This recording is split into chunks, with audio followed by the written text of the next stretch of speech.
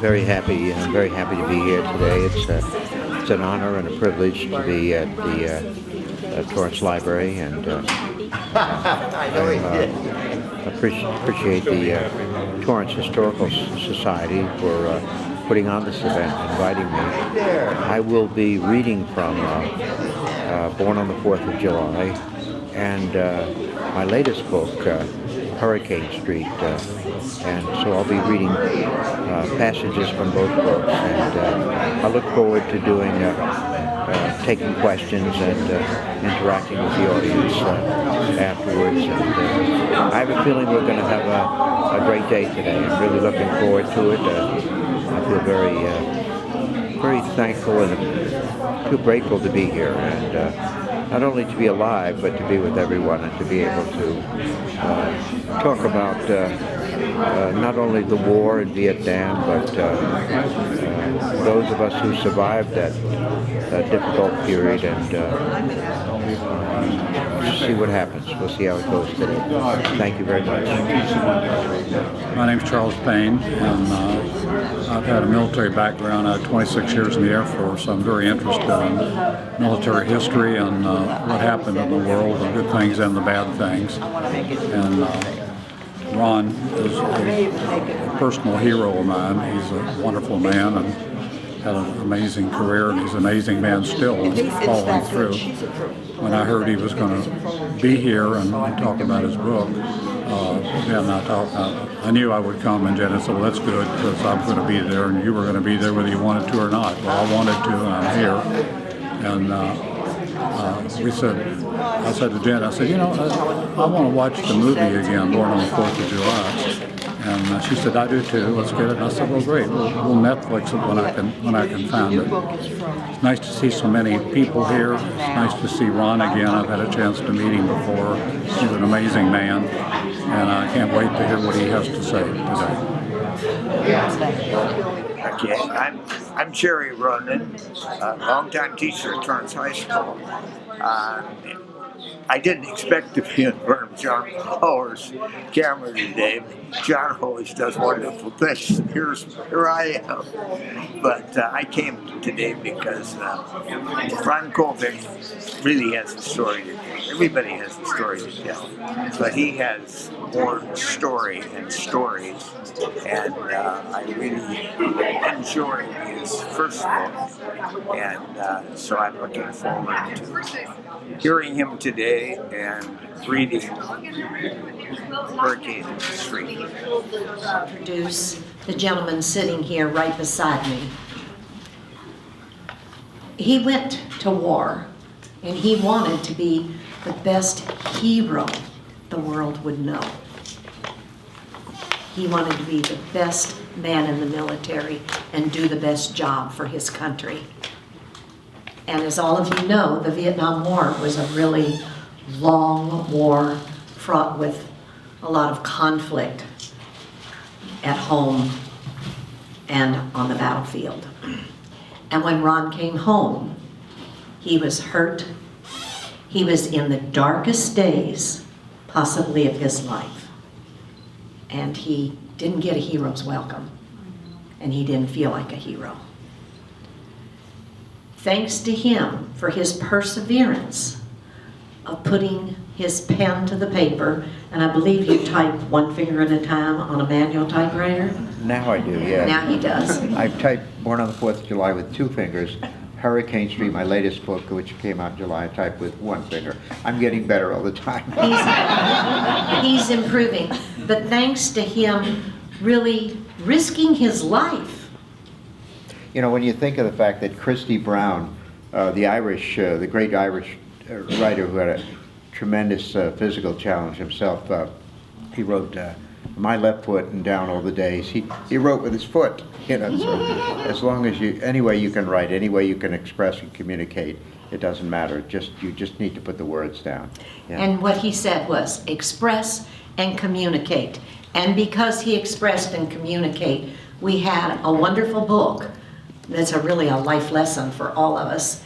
And with the encouragement of a dear friend of his, Terry Ann, he's come out with his second book, Hurricane Ridge. Hurricane Street. Hurricane Street. I'm thinking of another movie that I It's a good just title, saw. though. I like that Would title. it be? No.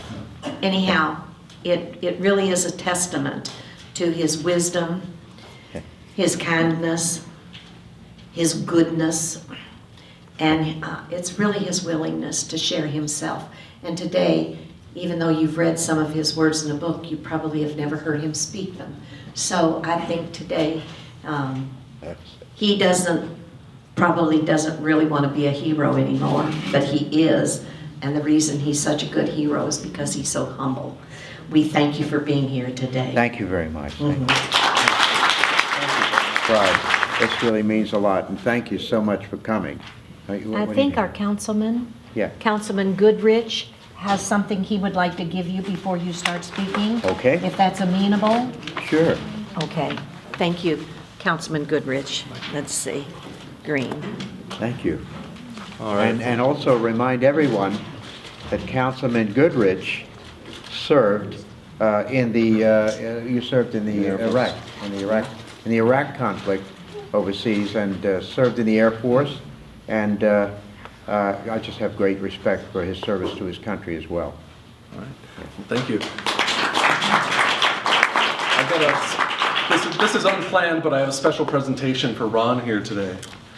I've known Ron for more than a decade, and I came to know him opposing this most recent war in Iraq, and after having been deployed for it. And I'm pretty sure after he fought the Vietnam War with all his life for so long that he wouldn't have to do it again, but unfortunately he did.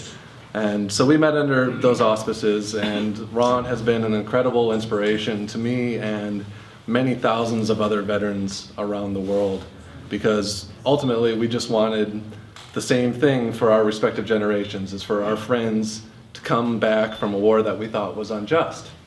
So what I have for Ron today is two things, excuse me. The first is a picture.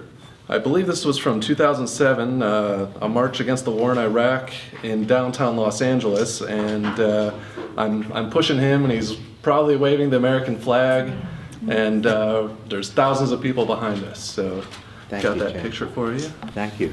and also a certificate from the city of Sure, yes. Torrance. Sure. Thank you. And it reads, City of Torrance Certificate of Recognition awarded to Ron Kovic. Congratulations on the publication of your new book, Hurricane Street. Thank you for being a role model, advocating for the better treatment of veterans, and for promoting peace locally and across the world. Thank you.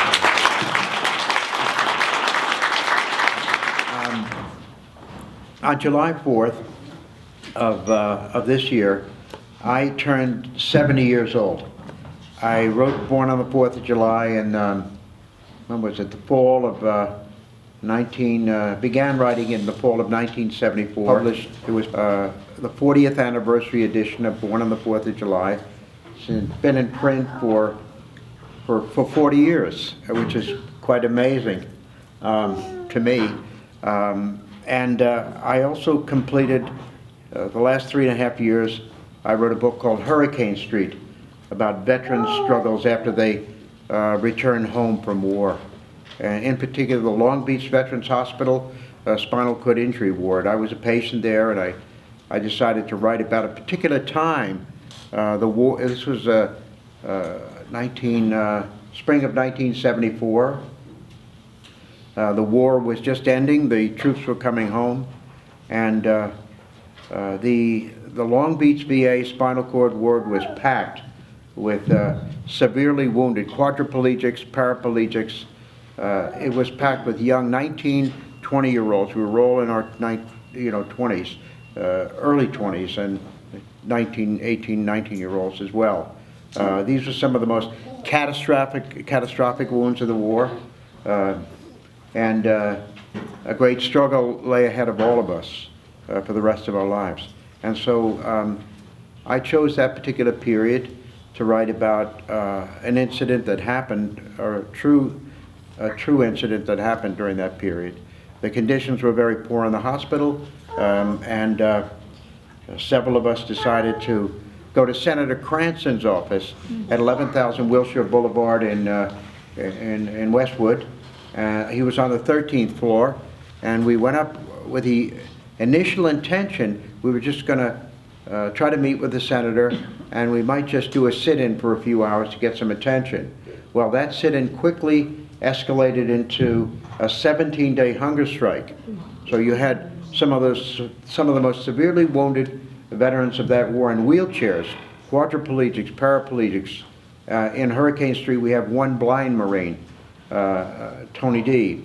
And it ended up being a 17-day hunger strike demanding to meet not Senator Cranston, who was very supportive of veterans at the time, and we were very fortunate. We were not dragged out of there. We were not arrested. He allowed us to stay in his office for 17 days, and we demanded to meet with the head of the VA at the time, who was named Donald Johnson, and that was what Hurricane Street. I'm going to read that last, and I'm going to read from Born on the 4th of July.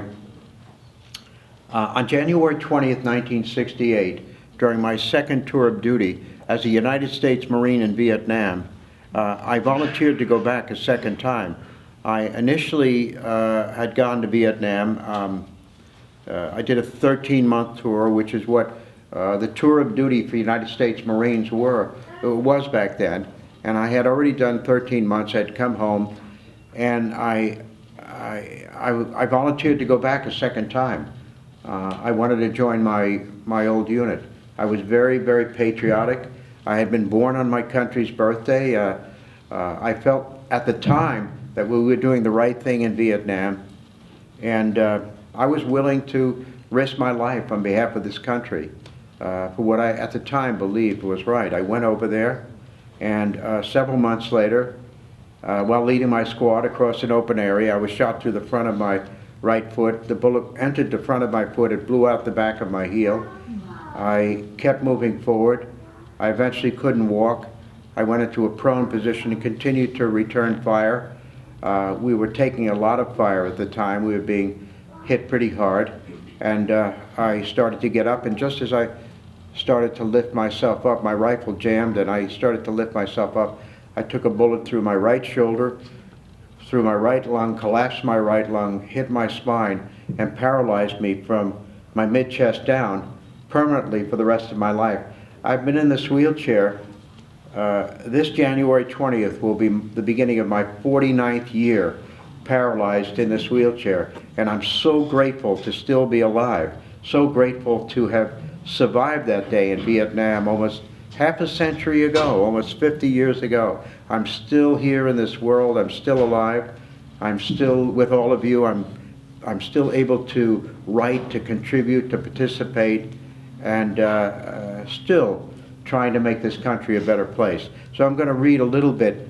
I was wounded on that day, and I gave you a little bit of a initial understanding, but I'll go to, I'll read right from 4th of July.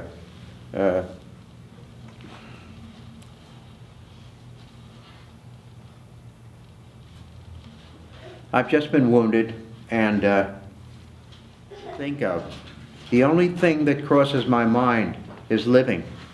There seems to be nothing in the world more important than that. Hundreds of rounds begin to crash in now.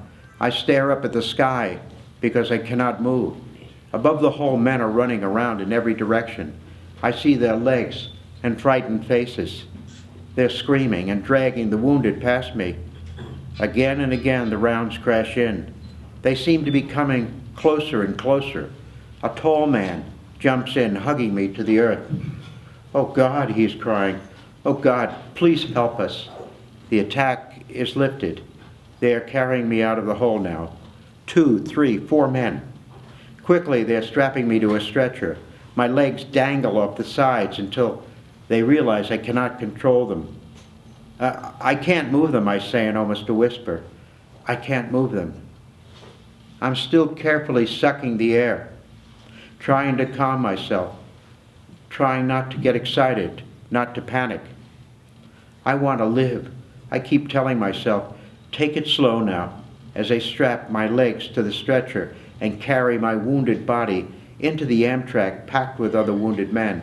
The steel trapdoor of the Amtrak slowly closes. As we begin to move to the northern bank and back across the river to the battalion area, men are screaming all around me. "Oh God, get me out of here. Please help," they scream. "Oh Jesus." Like little children now, not like Marines, not like the posters, not like the day in high school. This is for real. "Mother," screams a man without a face. "I don't want to die," screams a young boy, cupping his intestines with his hands. "Oh please, oh no, oh God, oh help, Mother," he screams again. We are moving slowly through the water, the Amtrak rocking back and forth. We cannot be brave anymore. There is no reason. It means nothing now. We hold on to ourselves, to things around us, to memories, to thoughts, to dreams. I breathe slowly, desperately, trying to stay awake. The steel trapdoor is opening. I see faces. Corpsmen, I think, others, curious, looking at us. Air, fresh, I feel, I smell. They're carrying me out now, over wounded bodies. The journey seems to take a very long time, but soon we are at the place where the wounded are sent. I feel a tremendous exhilaration inside of me. I've made it this far. I've actually made it this far without giving up. And now I'm in a hospital where they will operate on me and find out why I cannot feel anything from my chest down anymore. I know I'm going to make it now. And I leave the screaming man without legs and am brought into the room that is very bright. "What's your name?" the voice shouts. What I say? "What's your name?" the voice shouts again. "Kovic," I say. "No," says the voice. "I want your name, rank, and service number, your date of birth, the name of your father and mother." "Kovic, Sergeant 2030261. When are you going to..." "Date of birth," the voice shouts.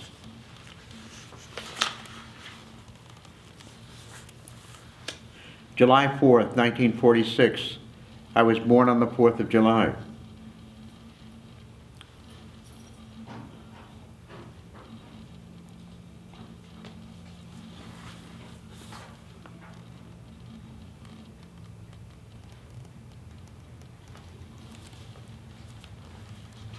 I look around me at people moving in shadows of numbness. There is a man who had been in the ambulance with me screaming louder than ever, kicking his bloody stumps in the air, crying for his mother, crying for his morphine. Directly across from me there is a Korean who has not even been in the war at all. A nurse says he was going to buy a newspaper when he stepped on a booby trap and blew off both his legs and his arm. And all that is left now is the slab of meat swinging on one arm crazily in the air, moaning like an animal gasping for its last bit of life, knowing that death is rushing towards him. The Korean is screaming like a madman at the top of his lungs. I cannot wait for the shots of morphine. Oh, the morphine feels so good. It makes everything dark and quiet. I can rest. I can leave this madness. I can dream of my backyard again. When I awake, they are screaming still and the lights are on, and the clock on the wall, I can hear it ticking to the sound of their screams. I can hear the dead being carted out and the new wounded being brought in to the beds all around me. I have to get out of this place. Can I call you by your first name?" I say to the nurse. "No, my name is Lieutenant Weicker. Please, can I..." "No," she says. "It's against regulations." I'm sleeping now. The lights are flashing. The black pilot is next to me. He says nothing. He stares at the ceiling all day. He does nothing but that. But something is happening now. Something is going wrong over there. The nurse is shouting for the machine and the corpsman is crawling on the black man's chest. He has his knees on his chest and he's pounding with his fists again and again. "His heart has stopped," screams the nurse. Pounding. He's pounding his fist into his chest. "Get the machine," screams the corpsman. The nurse is pulling the machine across the hangar floor as quickly as she can now. They are trying to put curtains around the whole thing, but the curtains keep slipping and falling down. Everyone, all the wounded who can still see and think, now watch what is happening to the pilot. And it is happening right next to me. The doctor hands the corpsman a syringe. Into the pilot's a syringe. They are laughing as the corpsman drives the syringe into the pilot's chest like a knife. They are talking about the Green Bay Packers, and the corpsman is driving his fist into the black man's chest again and again until the black pilot's body begins to bloat up, until it doesn't look like a body at all anymore. His face is all puffy like a balloon, and saliva rolls down from the sides of his mouth. He keeps staring at the ceiling and saying nothing. The machine, screams the doctor, now climbing on top of the bed, taking the corpsman's place. Turn on the machine, screams the doctor. He grabs a long suction cup that is attached to the machine and places it carefully against the black man's chest. The black man's body jumps up from the bed, almost arcing into the air from each bolt of electricity, jolting and arching, bloating up more and more. I'll bet on the Packers, says the corpsman. Green Bay doesn't have a chance, the doctor says, laughing. The nurse is smiling now, making fun of both the doctor and the corpsman. I don't understand football, she says. They are pulling the sheet over the head of the black man and strapping him into the gurney. He is taken out of the ward. The Korean civilian is still screaming, and there is a baby now at the end of the ward. The nurse says that it has been napalmed by our own jets. I cannot see the baby, but it screams all the time like the Korean and the young man without any legs I had met in the ambulance. Okay, so that's from 4th of July. I dedicated Hurricane Street to Terry Ann Farron, who has been my girlfriend for 10 years this coming June, 9.5 years. And I could have not written Hurricane Street without you, without Terry Ann Farron. And her love and her support. Well, at the end of the book, I read from the acknowledgement of Hurricane Street, which is the latest book, right? Let's see. This is from the acknowledgement, and I just want you to hear this so you can see how important this one person was to the completion of Hurricane Street. And lastly, I want to thank my dear sweet love, Terry Ann Farron, who on that beautiful morning long ago listened as I told her the story of Hurricane Street, of Willie and Bobby and all the others, and who immediately insisted that I had to write the book. You, my love, have been a constant source of inspiration, love, and support. Clearly, the book could have never been written without you. Terry Ann.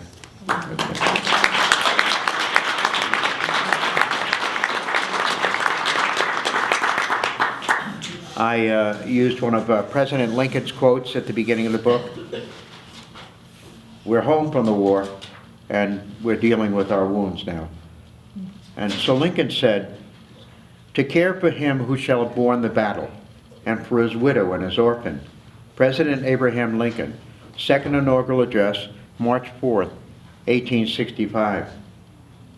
And then the next page. This is a story of a few brave men who, though severely wounded in war, returned home to fight a different battle.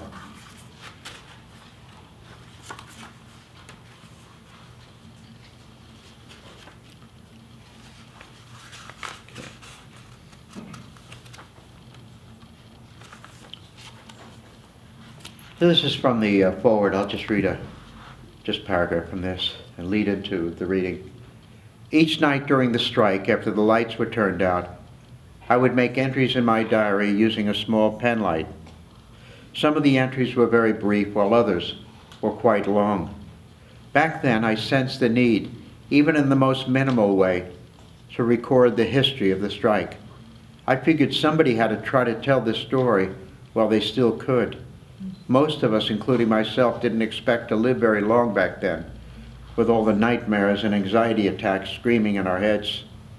No doubt, Everyone involved will have their own way of remembering those days and giving their opinions on what may or may not have happened, but this is how I remember it. Revolution was in the air. The cities were burning as National Guardsmen patrolled the streets with fixed bayonets, taking sniper fire from rooftops. It was an extraordinary time, an agonizing time, a time of great conflict, a time of great sorrow, and a time that would forever change the way we saw our country and the world. America seemed to be tearing itself apart. Never before had the nation been so polarized. Not since the Civil War had we as a people been so divided. Everything was being questioned. Nothing was sacred. Even the existence of God was now suspect. The very earth beneath my feet seemed to be shifting, and there no longer seemed to be any guarantees or anything that could be trusted or believed in anymore.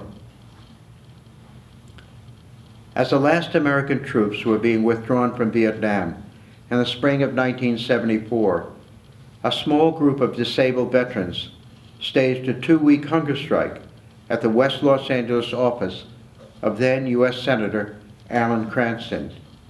Elaine Wu, Los Angeles Times, August 13, 1999. This is the story of that strike.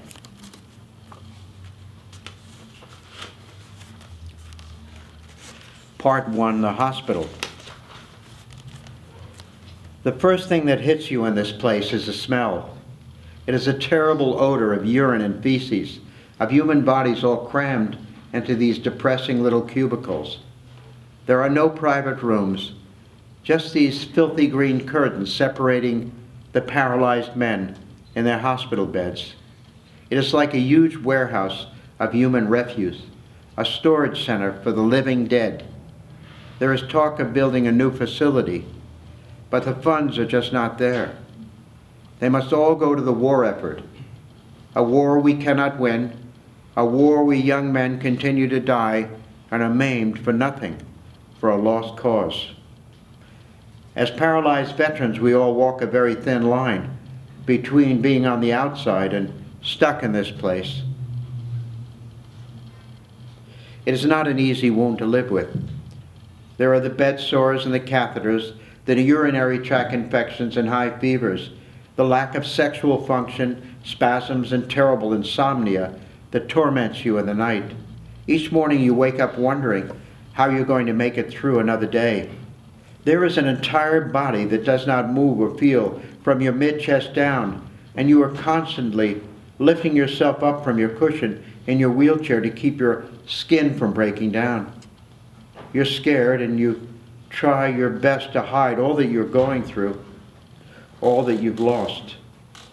Do the American people, the president, the politicians, senators, congressmen who sent us to that war, have any idea what it really means to lose an arm or a leg, to be paralyzed, or begin to cope with the psychological wounds of that war?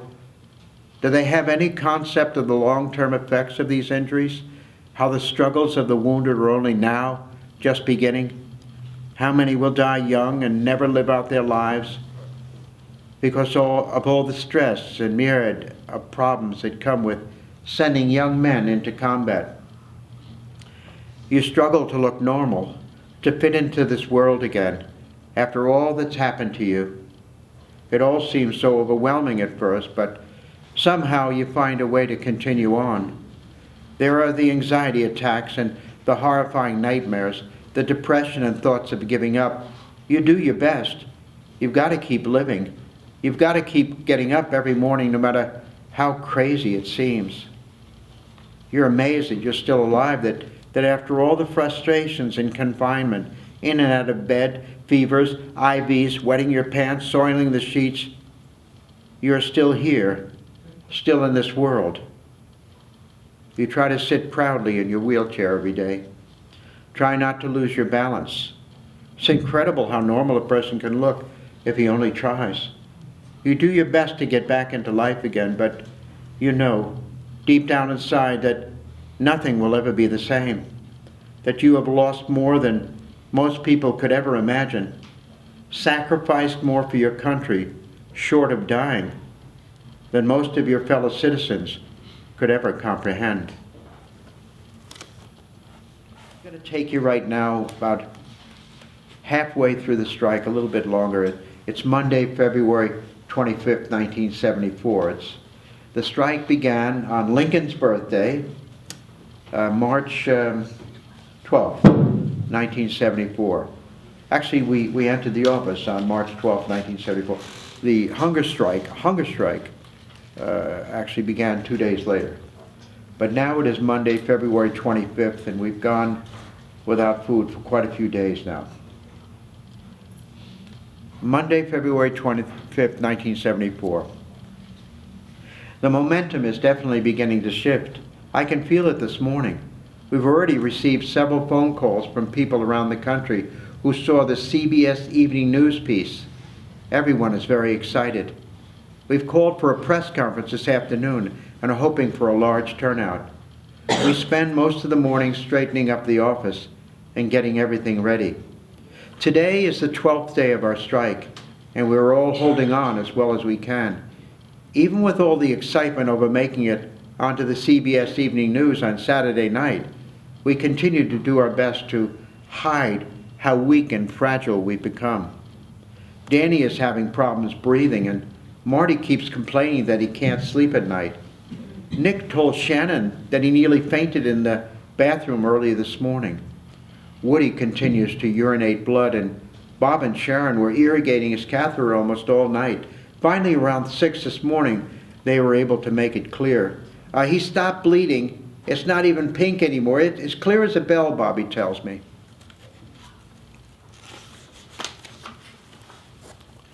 A student from UCLA called a few minutes ago, asking me if I'd be willing to speak on campus tomorrow around noon. I know I might be taking a chance, leaving the office again, but the way I figure it, if I go over to UCLA when they want me to speak, I'll be able to make it back into the federal building before it closes. Getting the students' support right now is crucial. I'll bring it up at our meeting tonight, but so far, everyone thinks it's a good idea. Around noon, we get a call from a reporter from the New York Times who has heard of the strike and is writing a column on disabled Vietnam veterans and how they are being treated. He tells us he remembers the Life magazine article, Our Forgotten Wounded, in 1970, and wants to see if anything has changed. We put him on speaker, and he asks us a few questions. A woman reporter from the Washington Post talks to Nick while I do an interview with an independent filmmaker named Michael Harris, who tells me he's thinking of making a documentary about the strike. At 12:45, we fill up our water jars and go out to the vending machine in the hallway for some Cokes. The press conference will be starting in a little less than an hour, and already several reporters have arrived. I have a feeling we're going to get a lot of coverage today.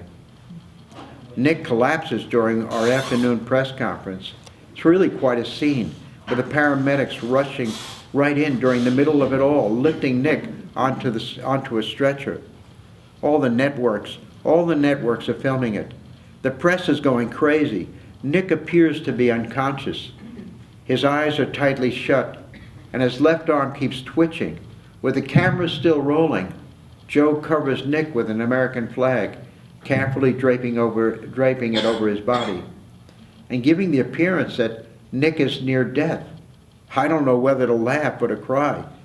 It's either one of Nick's greatest performances or he's really in trouble. We're all shouting at once as the paramedics carry him out of the office.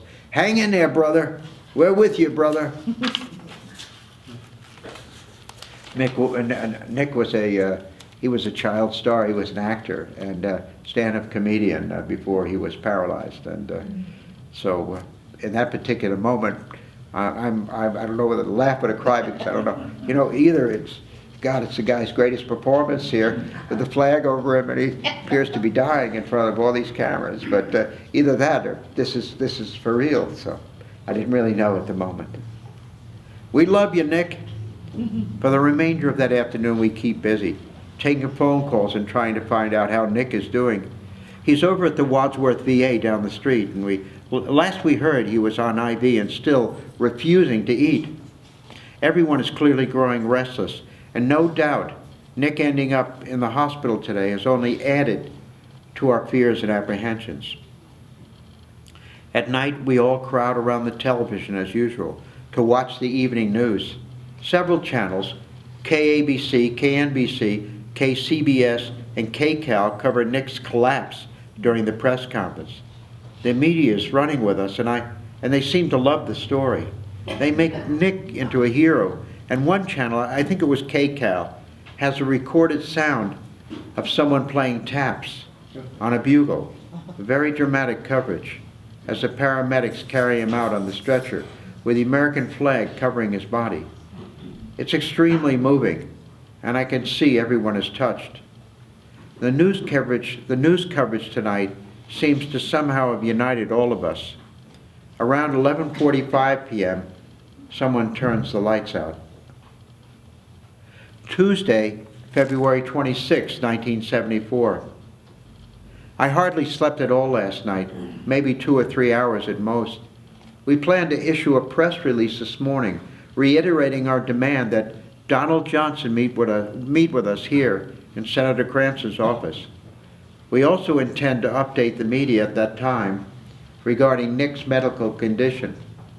As of this morning, he is still on the intensive care ward at the Westwood VA Hospital, refusing to eat. Woody breaks down and cries this afternoon, telling us he doesn't think he can continue the strike. I'm feeling so weak. I'm pissing blood again. I got heart palpitations. I just don't know how much longer I can go on. We tell him that it's okay, that if he wants to end the fast, we'll support him all the way. Not to worry, brother. You've been one brave mother, Eddie says. Charlie agrees to drive Woody back to the hospital if he wants. Who can blame him, I think? Who can blame him, I think? But 20 minutes later, Woody tells us he's changed his mind and has decided to stay. I'm not leaving, the stubborn red-headed Irishman growls.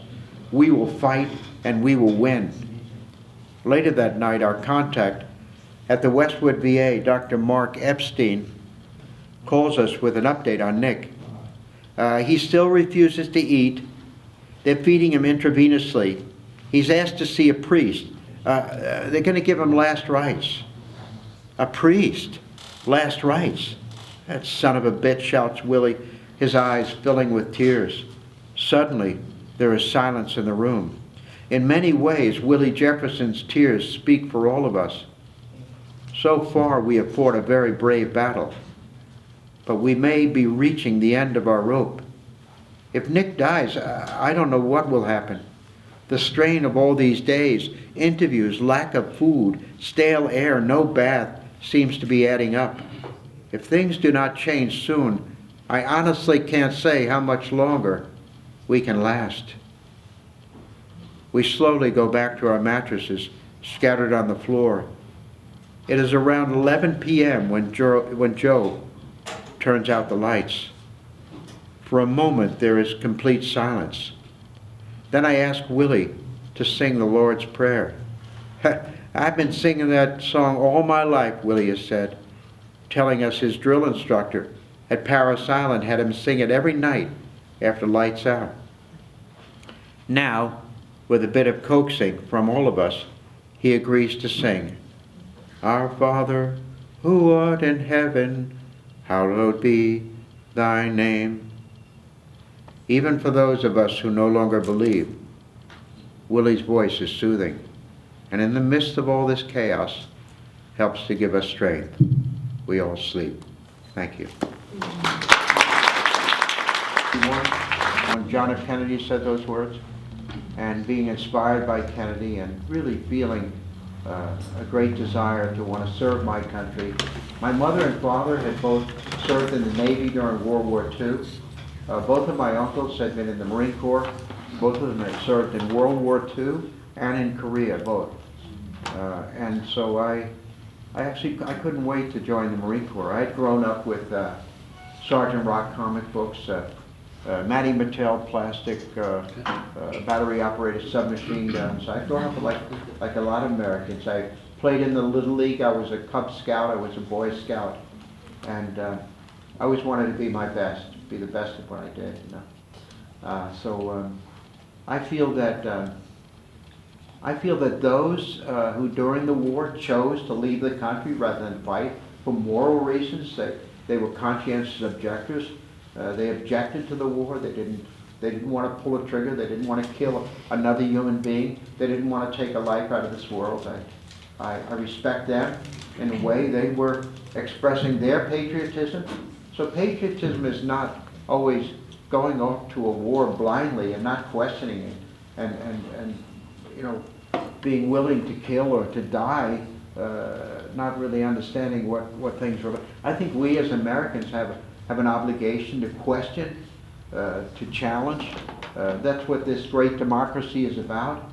It's about dialogue and discussion and talking about whether or not this is worth it. I mean, we need to be a part of these decisions, whether or not our young men and women now, precious young men and women, are sent, deployed to these faraway places. I don't know if people realize war is a terrible thing, what war does to human beings physically, psychologically, whether it's the nightmares, the anxiety attacks, the post-traumatic. War is very traumatizing, extremely traumatizing, especially those of us who were in combat, in direct combat. I mean, we are deeply affected.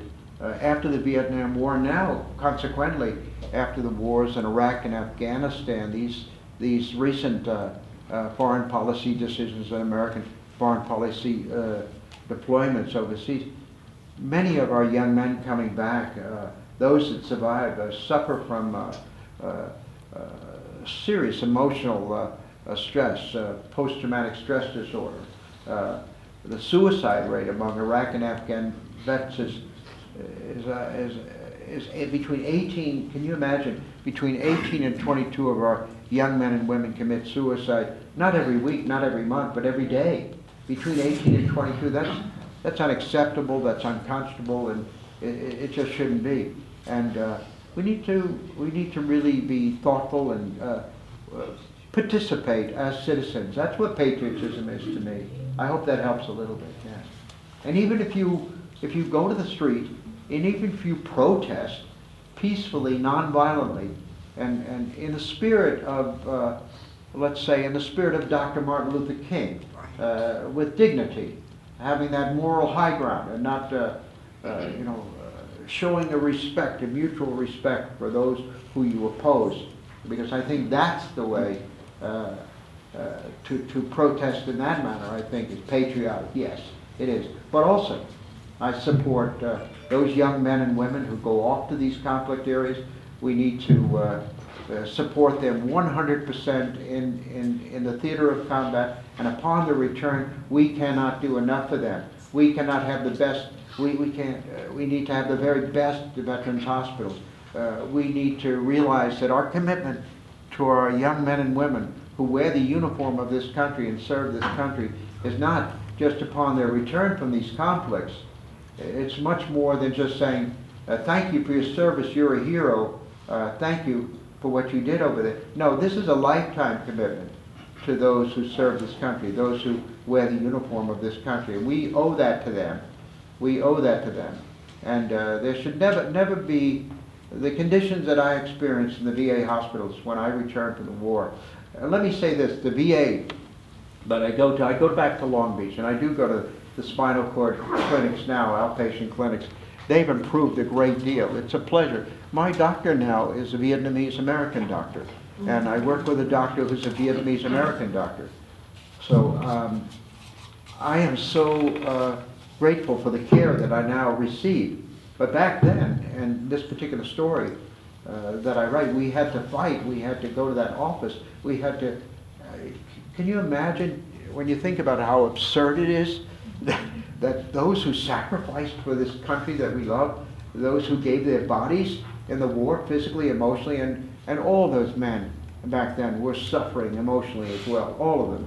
They were not just dealing with bodily injuries, but they were tormented, as I was at that time, by the horror and the obscenity of war and what it does to human beings.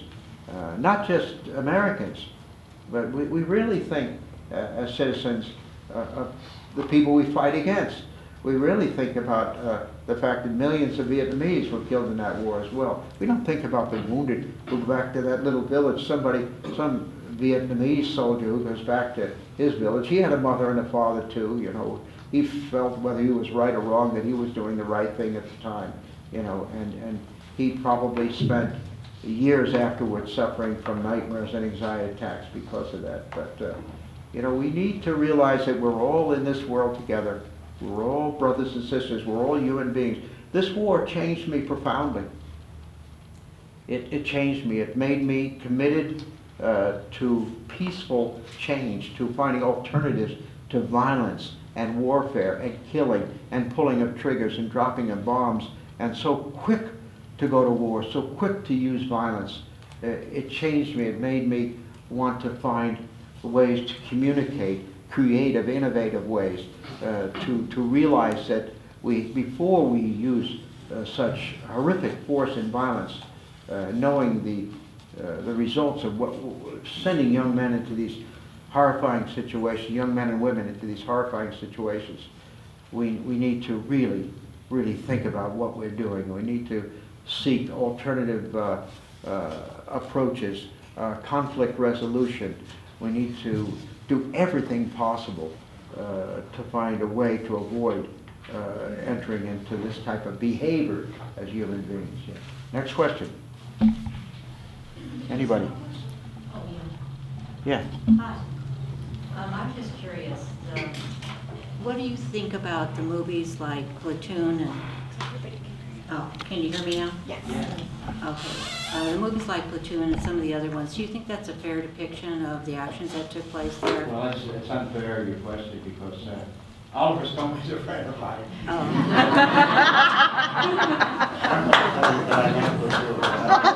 No matter what, I'm going to tell you that anyway.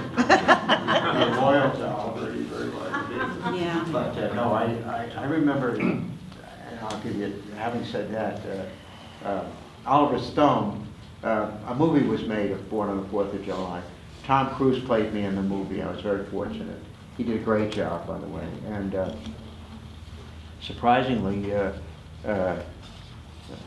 I never imagined when I was in the intensive care ward, I was getting last rites from the Catholic Church, from the priest in the intensive care ward in Da Nang, Vietnam. I'd just been wounded, and I never realized at the time. I was just trying to keep breathing. I was in and out of morphine every 4 hours, and I just wanted to get home.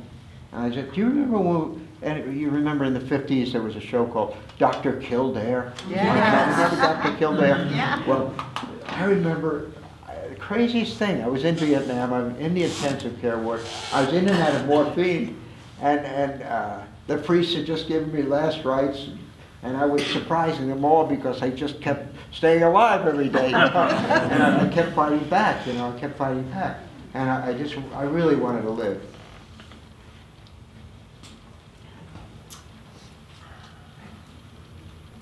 I'm thinking, the doctor comes up to me and says, tell me I was paralyzed, I'm just happy. When I was wounded, the first Marine who came up to try to save my life was shot in the heart and was killed at my feet. And another Marine came up a few moments later, and I'm just laying there, and I can't move, and I'm just trying to breathe on the one lung I have left. And the next Marine came up. I don't know, it seemed like a few minutes. One of my men from the right flank came up to me. I had initially been shot in the front of my foot and had blown out the back of my heel. And that was before I was paralyzed. I continued to move forward, continued to try to set an example to the men in my squad. I was a squad leader, I was a sergeant. And I could not retreat. I had backed down with the others a month or so before, and we had lost a man. So I could never go back again after that incident. So on that day, I continued moving forward, even after I was shot, but I could no longer walk on my right foot. And when I went down, I continued to return fire with my M14 rifle. And the man to my right came over to me and he took off my boot and he bandaged up my foot. The hole in the front, the hole in the back. Stopped the bleeding right away. And then he just took off. And I laid there and I continued to try to return fire. Out in the open. It was out in the open between ourselves and a village. And there was a whole battalion of American Marines in back of me. And unbeknownst to me at the time, there was a reinforced battalion of North Vietnamese Army regulars and Viet Cong, a great number of them that had infiltrated into this village, preparing for the Tet Offensive, this was the eve of the Tet Offensive. And so I was trying to, fire my rifle, but it jammed in the sand. And as I said before, I started to get up, and that's when I got shot. The first Marine, as I said, came up from behind and was immediately killed in back of me.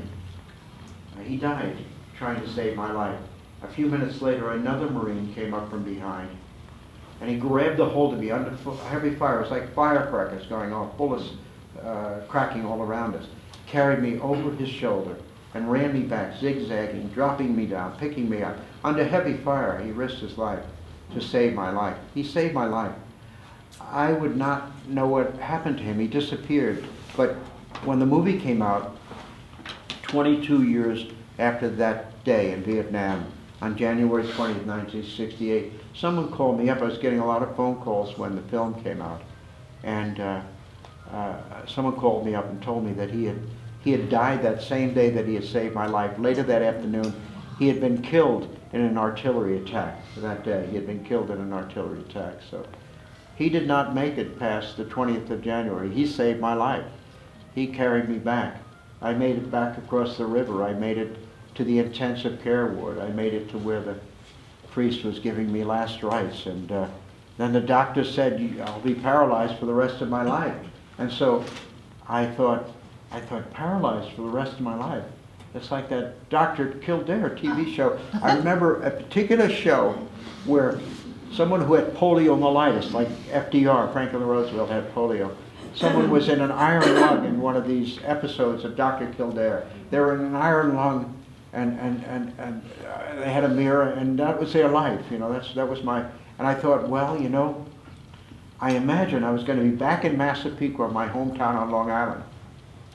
All I wanted to do, what got me through those days was, all I wanted to do is, they're going to put me in that iron lung. I'm going to be in the backyard. If I could just be in my backyard with that mirror and breathe, the fresh air, the spring air again, just be alive and be home with my mother and my father and my brothers and sisters in the backyard that I had grown up in as a boy. That's all I would need. If that's all my life was going to be, I would have been grateful for that.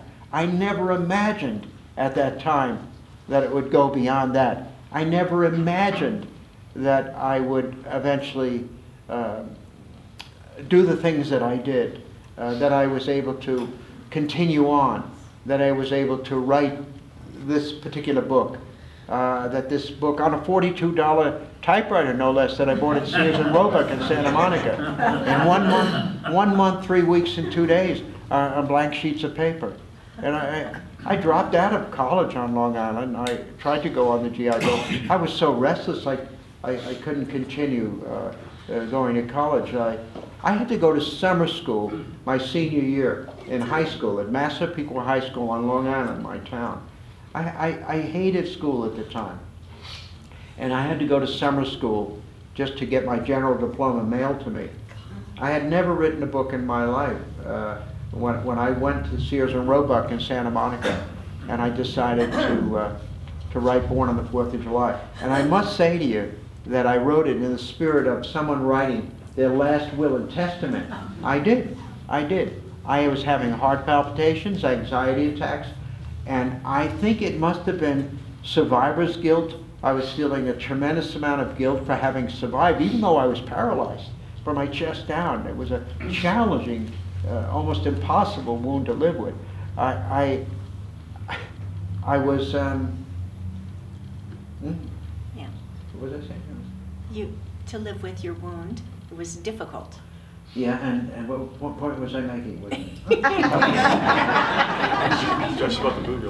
About the movie and everything. I never dreamed that this book that I wrote with a $42 typewriter, in a month and a half, I flew to New York with a friend. We met with a woman at McGraw-Hill who was crazy enough to see us. We got a room at the Chelsea Hotel in New York City. A lot of artists stay there, and we only had enough money, my friend and I, for about 5 days.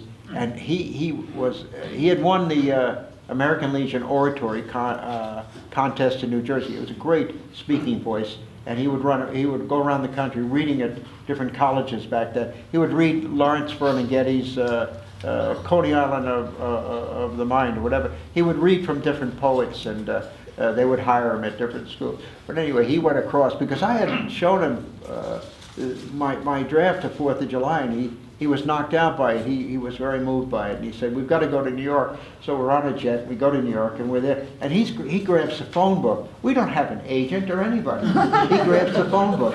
This was the most, born on the 4th of July, believe me, I don't think I could ever repeat it again. It was the most unconventional approach to selling a book. And we called up, there was only one person who gave me a name, and that was Anthony Russo, the late Anthony Russo, who was a friend of Daniel Ellsberg. He was part of copying the Pentagon Papers, if you remember that particular time. And Daniel Ellsberg.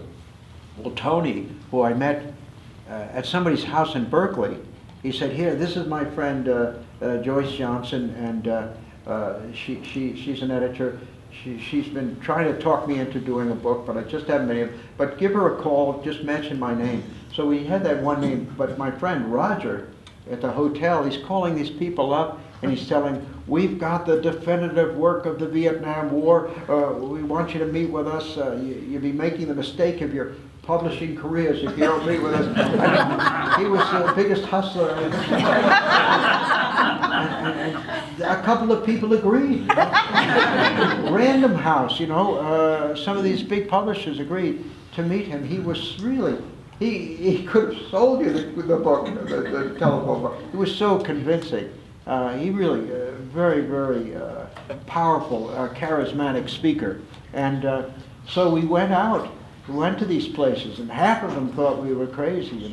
I remember when I handed 4th of July, it was wrapped up like an old newspaper with a rubber band around it. It looked like a dog had chewed on the page. And yet, and I wrote, born on the 4th of July, lowercase, a single space on that Manuel Brother typewriter, and I wrote with a fury. I wrote like there was no tomorrow, and that. I kept thinking, if I die tonight in my sleep, someone will come into this apartment on Pacific and 3rd Street in Santa Monica, and they will find these manuscript pages, and they will realize that I was not a victim. I was not a victim. I was trying to rise above what had happened to me. I was trying to give my definition of what my experience was, not what the pundits were saying, not what the generals and the politicians were saying our experience was, but I had been there.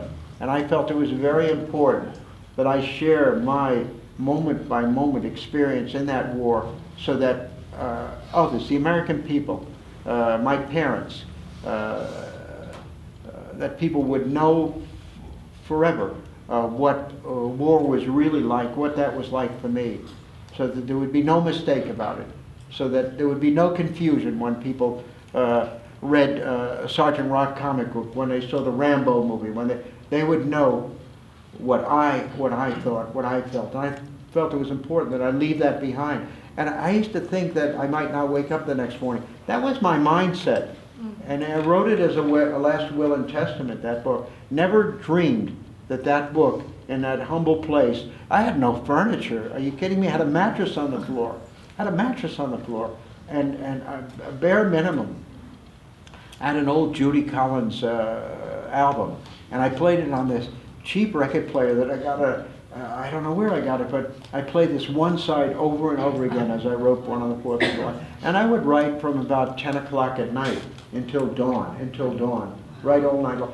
I used to love to tell stories when I was a kid. You know, I told you I didn't particularly like school, but I always had a way with words. And my mother said that I had the gift of gab, you know, we were hit. My mother was Irish, and my father was Yugoslavian, you know, so, even though I went to college, Hofstra University on Long Island briefly, I took a creative writing course. And I remember I had to write a short story every week for the class. And I would put the typewriter that I had in my house, in my room, on the side of the bed, and I would turn. And I would write with my 2 fingers like this. I had actually learned to type at I was sent to learn International Morse Code by the Marine Corps. My initial duty station was the Marine Corps Barracks in Norfolk, Virginia, the Marine Corps Barracks, where I learned the International Morse Code. Well, that's where I actually learned to type. I learned to type and learned where all the keys were and everything else. And I have that school to thank for the fact that I knew where to press the keys.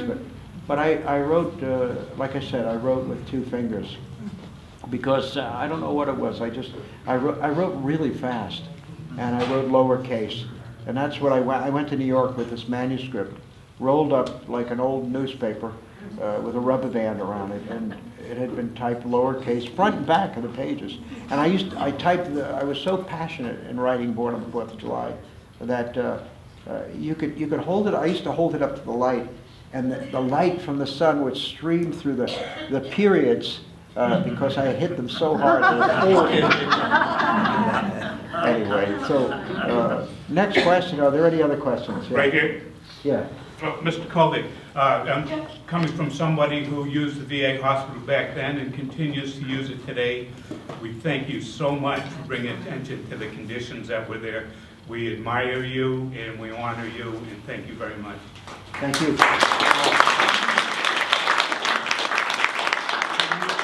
Can you tell everyone what branch of service you were in and your experience in the military? Yeah? I was in the Army, artillery, from 1967 to 1969 down in the Mekong Delta.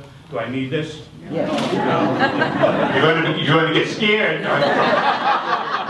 So I got wounded in 1968, the same as you. I continued to move forward, the same as you. How were you wounded? How were you wounded? Shrapnel and burns from an explosion. Our own ammo dump caught on fire. And we had to go through the night with them firing from the outside of our base and our own ammunition going on in the inside of our base. And So we were stuck. Can I ask you, what were the extent of your wounds? The shrapnel was pulled out, but Were you hit in the leg? Yeah. everywhere, the flak jacket had shrapnel all through it, so my legs and arms didn't get covered, so that's where I get hit. Go ahead, a little bit more.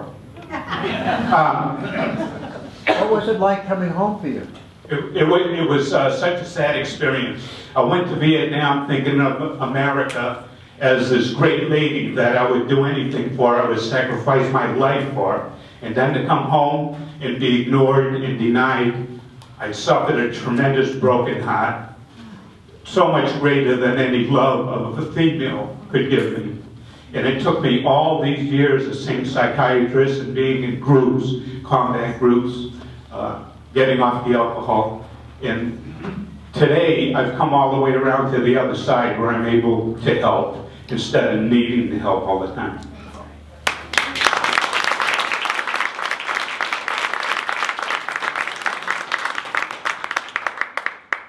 Yes. We have a young lady at the end of this aisle who was a nurse in Vietnam. Could you stand up?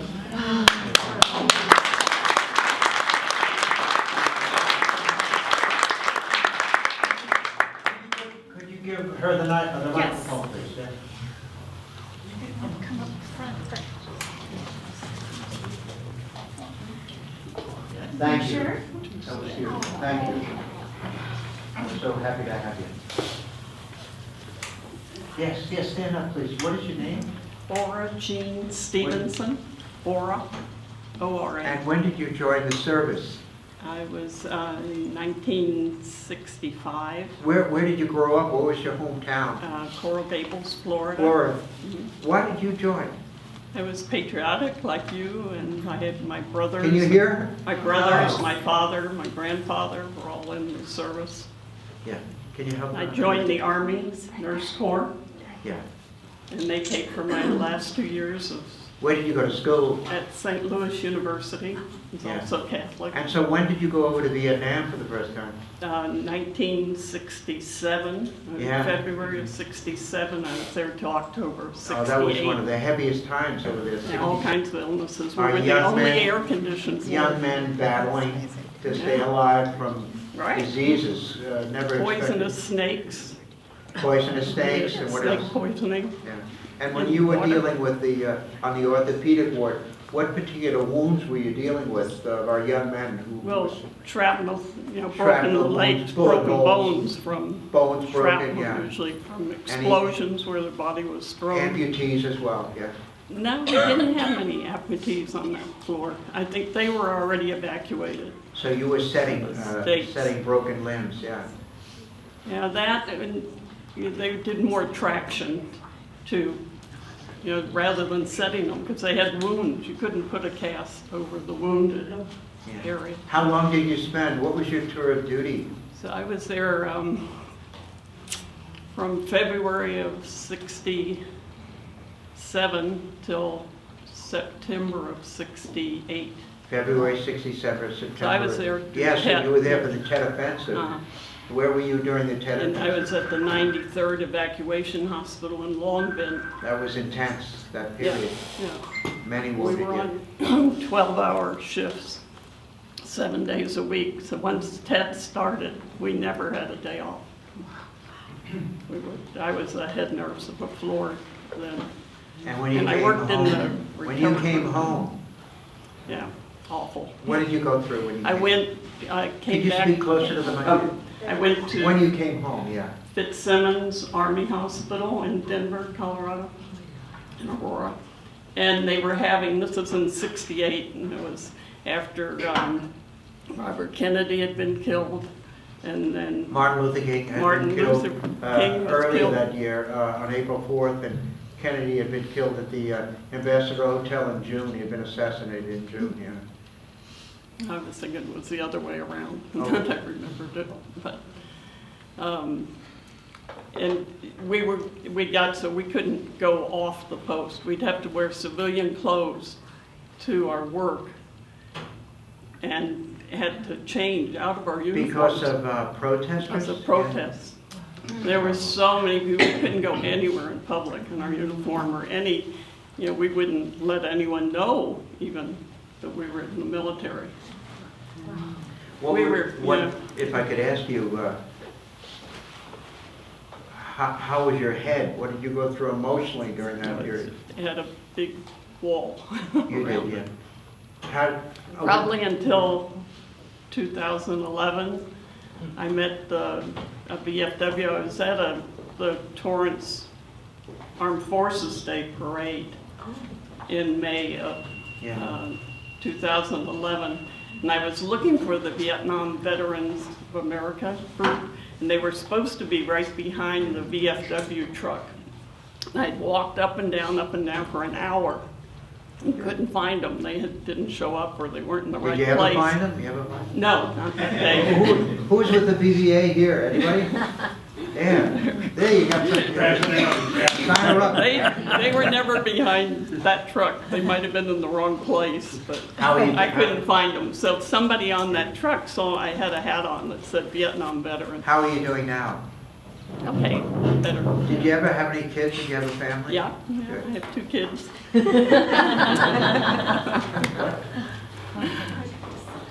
I have 2 kids. We barely ever talked about being in the service. My husband also was in Vietnam. And so now they know, and I just never spoke Just one about it. last question. If there was any lesson for us to learn from your experience, for you personally, What lesson did you learn from that war? Like the gentleman over there said, probably the most important thing would be to have soldiers coming back to be in groups with other people that have had similar situations. And also because- realize that when you deploy these young men and women, it's extremely serious. This is a much bigger decision than you realize. You better be right. You better not be misleading them in any way. You better be sure about your intelligence. You better know what's going on, because these are precious sons and precious American sons and daughters, and we cannot squander their lives needlessly. We cannot waste their lives. Better to not go in a particular situation that we're not sure about than to commit them into a situation. What are we dealing with now? So many young men and women coming back, and what has it been for, you know? We need to honor those who have served, and we need to provide for them here at, you know, one thing I mentioned to Terry Ann was often, and it was that, you know, no matter who you are, Republican, Democrat, liberal, conservative, one thing we can all agree upon is that our young, whether you agree with a particular policy or not, whether you oppose it or you support it wholeheartedly, one thing we can agree with is that our young men and women who serve deserve the very best upon their return. And not only upon their return, but in the theater of combat, when they're in those particular places deployed, they need to be given the very best they can be given. We need to ensure, do everything possible to ensure that they come home as whole as possible, physically and emotionally. Yeah. Yeah, back then they didn't deal much with the mental problems. So my way of coping was just Thank you for wall your, it off and never thank you for your, spoke about it. thank you for your service.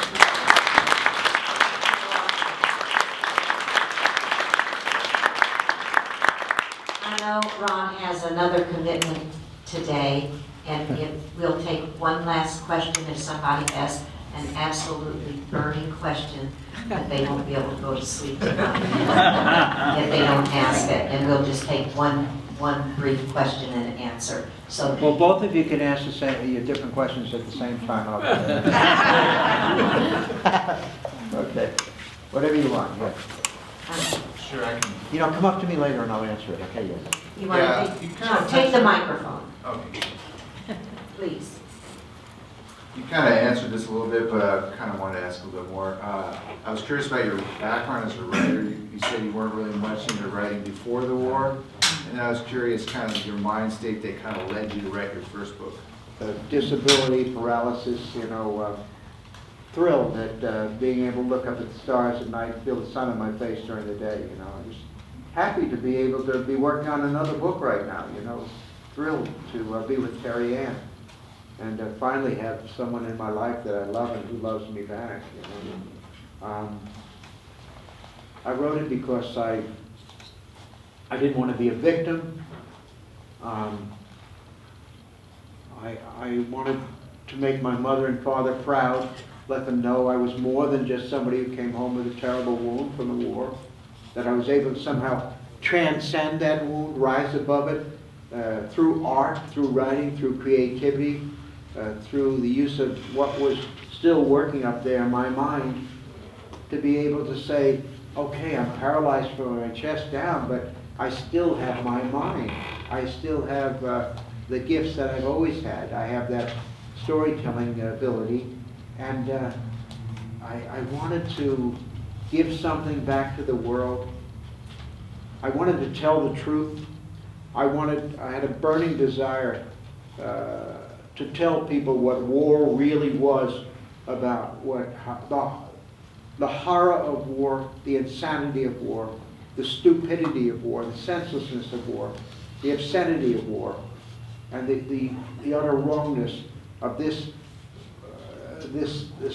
approach to solving our problems as human beings. I wanted to tell the truth in a way that I felt it had not been told to my generation or to me in the John Wayne movies and the Sergeant Rock comic books, and all the glorification or romanticizing of war that I had experienced growing up as a boy.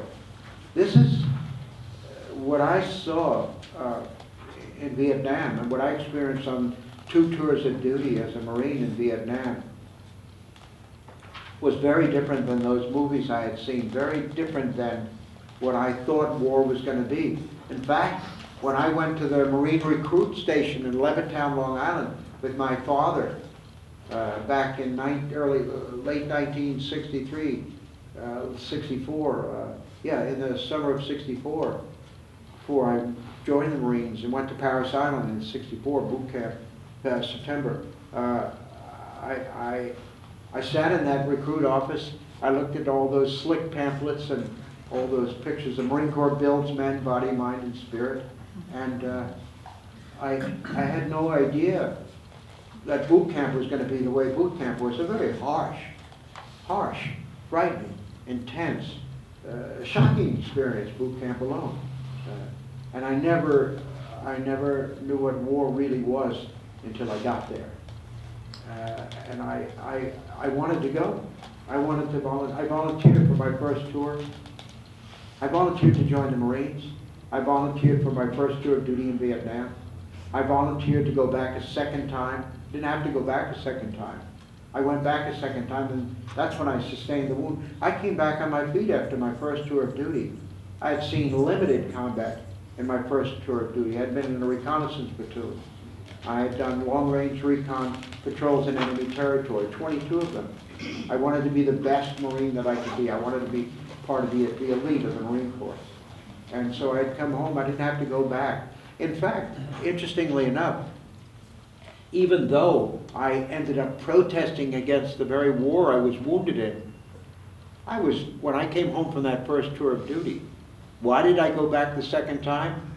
I was outraged. I was upset with the protesters at the time. I had no idea at the time that I was going to join that same movement against the war. But after being wounded, after the intensive care ward, after my experience on the battlefield, after the Bronx VA in New York, the overcrowded conditions, the rats in the wards, the men crying out for help that never came, I began to become a changed person, a changed man. And when I entered the university briefly on Long Island, Hofstra University, and I began to read books, Joseph Conrad's Heart of Darkness. I read Henry David Thoreau's Civil Disobedience. I began to think in ways I had never thought before. I never had that opportunity. I was really single-minded going into the Marine Corps, inspired by Kennedy. Couldn't wait to fight my first war, not having any idea what the war was going to be like. So my motivation, in a way, I didn't think I was going to live that long. In a way, Born on the 4th of July was written in the spirit of a last will and testament. I was going to leave something behind, and I was not going to be afraid to tell the truth in a way maybe it had never been told before.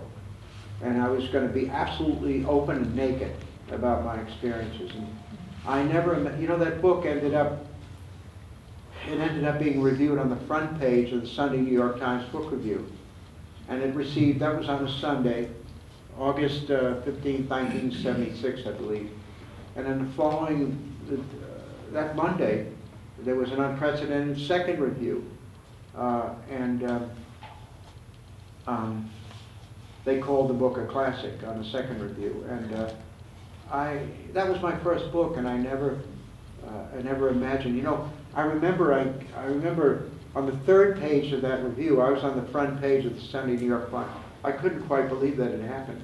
My mother, who was a struggling writer herself at the time, she was always competitive with me, My mom said, hey, she couldn't believe it. She said, I ran down to the 7-Eleven when I found out about it in our town. And I got about 6 copies of the New York Times.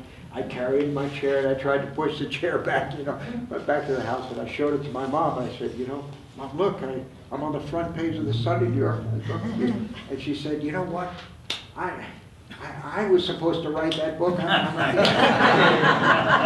I love my mom so much. My mother was brilliant. She really was. she was a wonderful writer, she was, and she had a great wit, and she was very Irish Catholic, my mother. But yeah, I just never imagined. And I brought that review home, and you know, in a way, once that review came out, for the very first time in my life began to change. I can actually say it began to change because I started receiving phone calls, and I started doing, I was experiencing becoming more of a public person, you know, because of that review. But I never imagined, really, after being wounded in the war, that these things would ever happen, that a movie would eventually be made, and that movie would reach millions of people because of a $42 typewriter. I think probably a lot of people in the audience today could not ever have imagined of sitting here with you today and hearing your story. We had a good time. Yes. Thank you.